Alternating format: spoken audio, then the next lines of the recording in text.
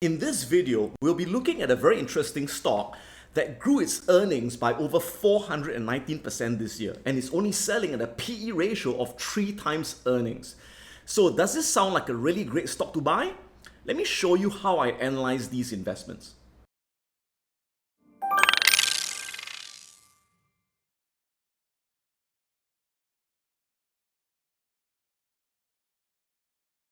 So a few days ago, the 13F filing showed that Mohnish Pabrai, who is a very well-known value investor, he just invested 81% of his portfolio into one stock. Now, of course, this doesn't include his non-US stocks, which we don't know about because that's not being revealed here, right? So it's purely US stocks.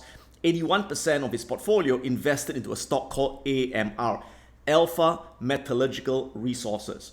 So when a value investor with his fame puts 80% of his money into one stock, people tend to take notice. And normally, I don't really bother about what other investors are doing. But when I looked at this stock, on the surface, it looked really, really interesting. And I thought that you make a really great case study to show you how I would analyze such investments. So let's take a closer look using the Guru Focus website where we can look at all the financial data. Now, like I said, on the surface, when you first look at it, it looks like a very, very good stock, okay? Why? Because if you look at the typical ratios that we look at as investors, let me just show you a few of the ratios. Number one, if you look at the gross profit margin, it's like 32%. It's pretty good, right? Net profit margin, 26%. Wow. Return on equity, 63%. Now, you know that if you get a return on equity of more than 12%, that's a good company. More than 15% is an excellent company. For AMR, their ROE is 63%. And their return on invested capital, ROIC, again, we look for at least 12 to 15%. It's a 53% ROIC. So again, you like look at it and say, wow, that very, very profitable company. Now, how about the debt? Now, the beautiful thing is this company has basically no debt. It's like almost debt-free. So if you look at, for example, the debt to EBITDA ratio, it's like 0.01. Debt to equity ratio, 0.01. Looks very safe. Company with no debt, very, very safe, right? And then you look at, okay, what is the revenue growth? Wow, revenue growth, 28% in the last 3 years, okay? The earnings growth, 152% earnings growth in the last 3 years. And if you just look at last year alone, this year versus last year, it's 400% earnings growth. What kind of sorcery is this? Fantastic company up front. Now, you may be thinking, such a great company growing at 100% with high ROE, high ROIC, high profit margins, no debt, got to be really expensive, right? No. If you take a look at the PE ratio or price to earnings ratio, which is what many retail investors look at, it's only 3.3 times earnings. Now, if you compare this to Microsoft, for example, the PE ratio is 33 times earnings. You compare it to Google, it's like 28 times earnings. So by comparison, this stock on the surface looks dirt cheap. And you could be thinking to yourself, I found the holy grail. This is cheap and good. In Chinese, they say, I, P, I, C, I, tua liap. Okay, never mind, all right? But here's the thing. Many times in life and in investing, if something looks too good to be true, it's often too good to be true. So I'm telling you that it's actually too good to be true. When you actually do the deep research into this stock, you find that it is not that cheap and it's actually not as great as what may seem on the surface. So as you guys know, when I invest in stocks, I look at stocks as businesses. And I never buy or sell a stock based on just following people blindly. Even if someone I highly respect, like a Warren Buffett or Peter Lynch, even if they buy a stock, it does not mean that I'll buy the stock. I'll put it through my own research, my 7-step VMI research that I teach my students in the VMI course, the Value Momentum Investing course.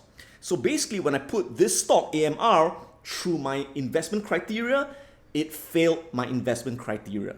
Now, before I invest in a stock, the first thing I want to ensure of is that the business is consistent and predictable. In other words, I want to ensure that over the last 5 to 10 years, it has consistent growth in revenue, profits, and free cash flow. So if you take a closer look at this business, you can see that it fails the first criteria.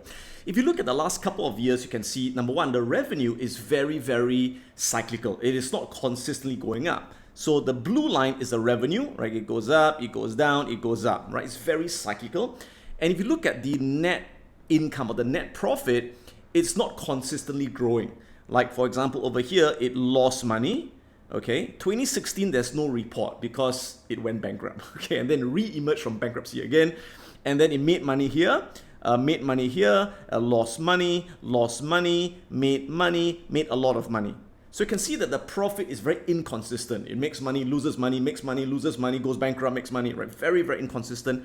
And if you look at the free cash flow, which is the cash left over after deducting the capital expenditures, you can see again negative free cash flow, bleeding cash, positive slightly, negative, positive, and the last year, very, very high free cash flow. So you can see it's extremely inconsistent. So why is this so for this company? It's because it is a commodity company. Specifically, this company, their main business is in mining metallurgical coal. Metallurgical coal, also known as met coal, is a special kind of coal that when you heat it, it creates coke. Now, not Coca-Cola, but coke is a kind of fuel, a kind of catalyst that is used to make steel. Okay, so it is basically a kind of coal that's used in the production of steel, which you use in electric vehicles, in building houses and stuff like that.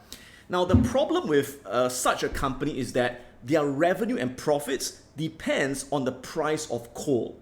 And commodity prices are very, very unpredictable. They can go up like crazy, they can go down like crazy. And because of that, the company's revenue and profits are extremely unpredictable. So take a look at how crazy coal prices can be. And this is one reason why I tend to avoid investing in commodity companies or mining companies, because their profits are dependent on such volatile commodity prices that are impossible to predict in the future, right? So you can see that coal prices from 2015, 2016, they were below $80 per ton, right? Now, the reason I put $80 there is because that's roughly the break-even price for this company. So when coal prices go below $80, they are losing money. If it goes above $80, they are making money, right? So they are kind of like hostage to the coal prices, you know. So 2015, they lost money, right? And then you can see 2018, 2019, they made money because coal prices went above $80 per ton. And then in 2019 and 2020, they lost money because coal prices went down. And then in 2022, look at that. Wow, coal prices went up like fourfold or fivefold, you know, more than that, right? From $100, it went up to $440. So in 2022, they made a lot of money. That's why their profits showed a 400% increase in profits.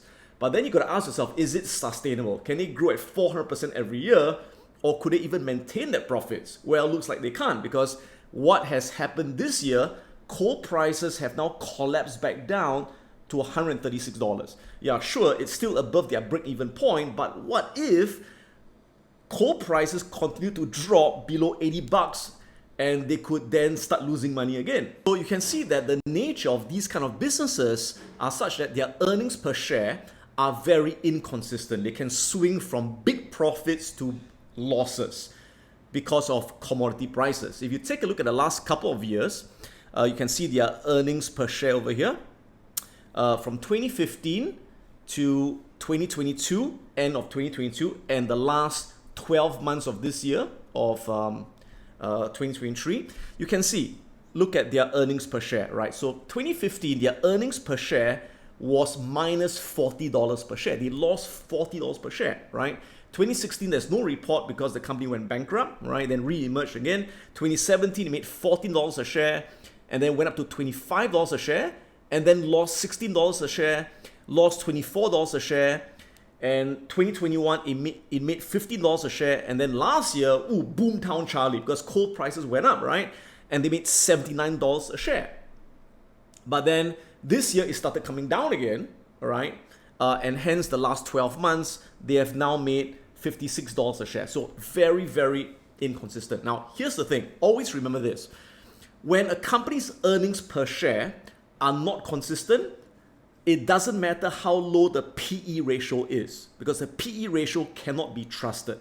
Earlier on, you saw that this stock had a PE ratio of 3.3 times. So how is that calculated? Let's take a look. So again, PE ratio is the share price today divided by the earnings per share over the last 12 months. Okay, so the share price right now is $188. And what's the earnings per share for the last 12 months? There, it is $56.81. So that's the E, right? $56.81. So if you divide that, you get a PE of 3.3 times, which again, to most amateurs, looks very attractive. But here's the problem. The problem is that the E, the earnings, cannot be trusted, because you have no idea next year and the year after, will this be still $56, or could it drop to a negative, or could it drop much lower? We don't know, because it all depends on coal prices that you can't predict, because there are too many variables that affect coal prices. For example, the war in Ukraine reduced the supply of coal from Russia, and that increased coal prices. Now, if the war is over and the supply from Russia goes back up, coal prices will collapse. Another thing that caused coal prices to go up last year was the fact that there was a lot of weather disasters in Australia. And Australia is one of the largest supplier of coal. So if the weather is good again in Australia, and Australia manages to supply more coal, again, coal prices will collapse. These are things that you can't predict. You can't predict the weather, you can't predict the war and stuff like that, right? So imagine you buy the stock today at a PE of 3, you thought it's cheap, right? But what happens if next year the coal prices drop and their earnings per share from $56, it drops to $15? Then what happens? So if you now take 188 divided by 15, your PE ratio now becomes 12 times earnings. Now you may say, hey, that's still not bad. 12 times earnings, still lower than Microsoft. 33 times earnings, right? Yeah, but what if next year coal prices drop even more and the earnings become negative again, which is very possible because it was negative for many, many years, right? And if they start to lose money, the earnings become negative, then the PE is gone. There's no PE, it's a loss-making company. So when you see a company with a very low PE ratio, it's not always good. It is because there's a lot of uncertainty about the profitability of the business. So if you ask me, would I rather invest in AMR where the PE ratio is 3.3, but the E is very uncertain? Or would I rather invest in Microsoft where the PE ratio is 33 times earnings, but the E is very consistent and very predictable? Which one would I choose? I would rather choose Microsoft. Because, for example, if you look at Microsoft, now of course, they are both two totally different companies. One is a mining company, one is a technology company, right? But if you're asking me between the two, I would feel a lot safer with Microsoft. Because again, if you take a look at Microsoft, notice the nature of their business. They can raise prices every single year, which is what they do. Their price doesn't depend on commodity prices. So it's a very predictable business with very recurring income, because every year you have to pay for your subscription for your Microsoft Windows or stuff like that, right? So for Microsoft, you can see the revenue growing consistently, their profits are consistent, their free cash flow is very consistent. And as a result, for example, if you take a look at their earnings per share, right? Look at their earnings per share for Microsoft for the last few years, okay?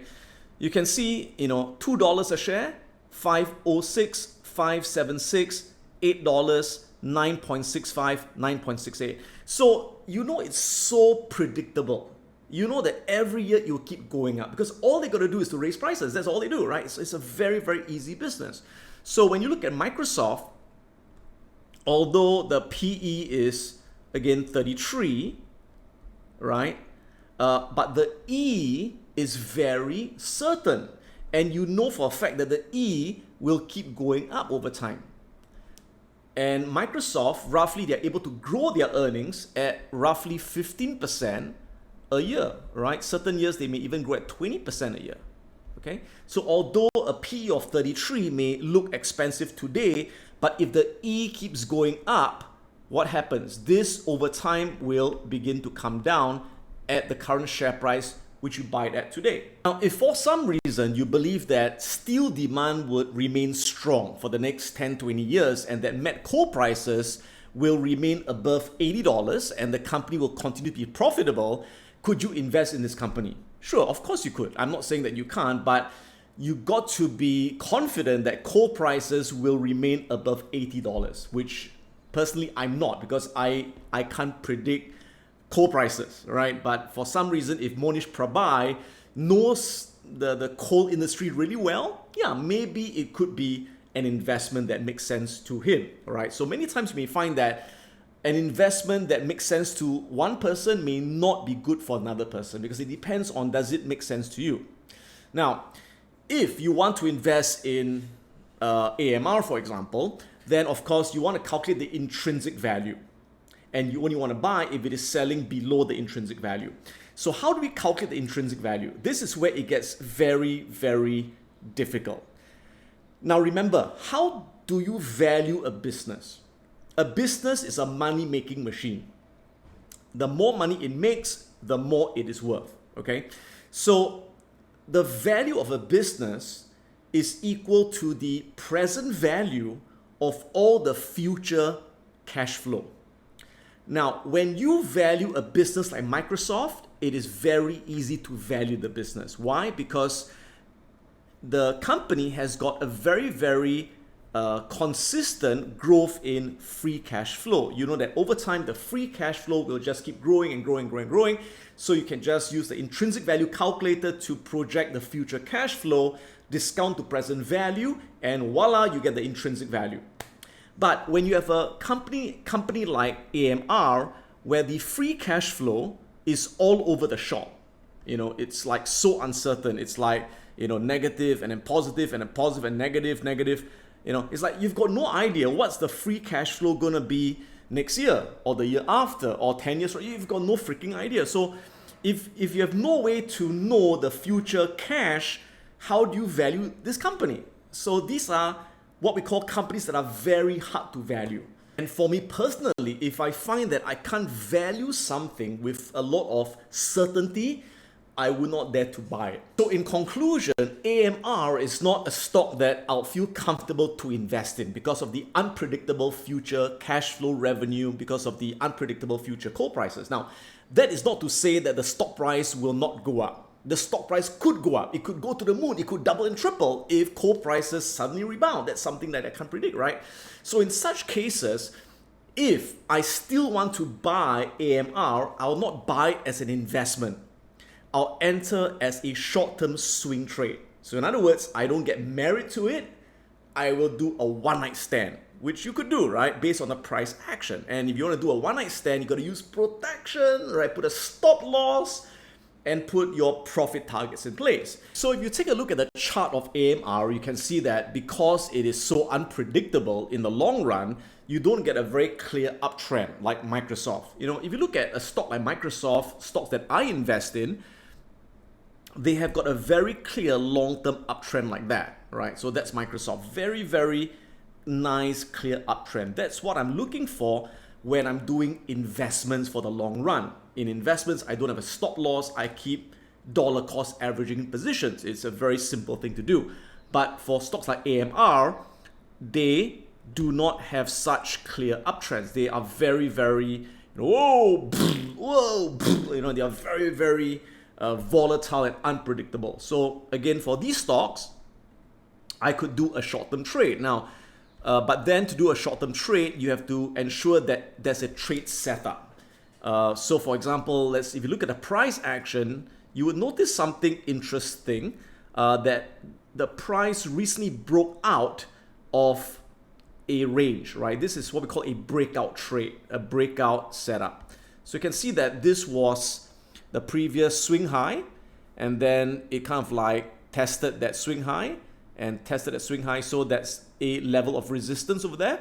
and it's kind of like a rising wedge pattern. Now, you can see over here in the last, now this is weekly candles, right? So last week, this actually broke out of this resistance. So we call this a breakout pattern.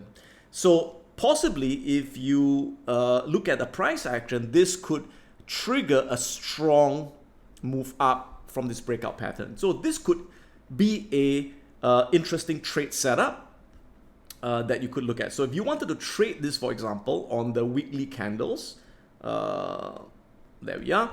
You know, there are many ways to trade it, right? So for example, you could enter here at a current price of about 188.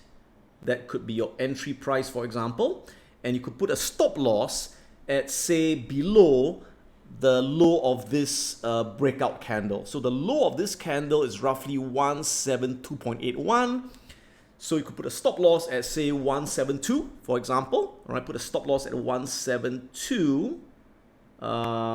There we are, roughly about there. Okay, and so if you, let's zoom in a bit, right? So you can see you enter, say today at 188, stop loss at 172. All right, so that gives you a 1 hour distance. 1 hour is your risk per share, right? So 188 minus 172, that gives you a risk per share of $16. Risk per share. Okay, so if you're risking 1 hour, your profit target should be ideally 1.5 or 2 hour, risking $1 to make $1.50 or $2, right? So if you want to make $2 or 2 hour, that's times 2, that's $32 plus 188, then your profit target would be about 120, somewhere around, sorry, not 120, 220, my bad, right? 220, somewhere around there we are, right?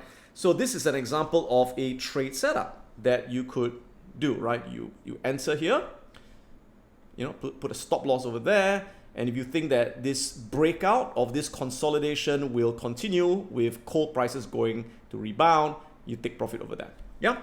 So again, there are many ways to play the market. You could invest, you could trade. It all depends on the setup. It all depends on the company in question. So hope you learned something from this video. May the markets be with you. Subscribe and I'll see you guys on the next video. If you want to catch my latest videos, click on the subscribe button right now. Click on the bell so you get instant notifications once I upload my latest video. If you want to check out my online courses, go to piranhaprofits.com. We're going to learn how to invest and how to trade the financial markets and create an income from all around the world. If you want to join my live Wealth Academy program, go on to wealthacademyglobal.com and find out more about how you can learn investing and trading live online. This is Adam Khoo, and may the markets be with you.